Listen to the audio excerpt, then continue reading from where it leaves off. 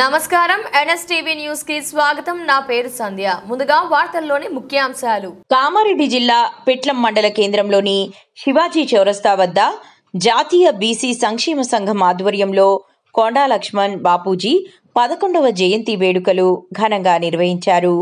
నీలకంఠి సంతోష్ మాట్లాడుతూ బడుగు బలహీన వర్గాల ఆశాజ్యోతి, 3 తరాల ఉద్యమ నేత, మాజీ మంత్రి, డిప్యూటీ స్పీకర్, తెలంగాణ కోసం పదవులను త్యాగం చేసిన మొదటి వ్యక్తి, పీడిత ప్రజల పక్షపాతి అని కొనియాడారు।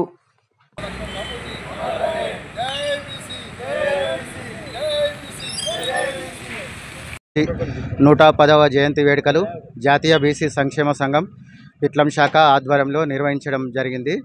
కొండా లక్ష్మణ్ బాపూజీ 7 సార్లు ఎమ్మెల్యేగా, మంత్రిగా, డిప్యూటీ స్పీకర్గా ఆయన ఎన్నో సేవలు చేయడం జరిగింది।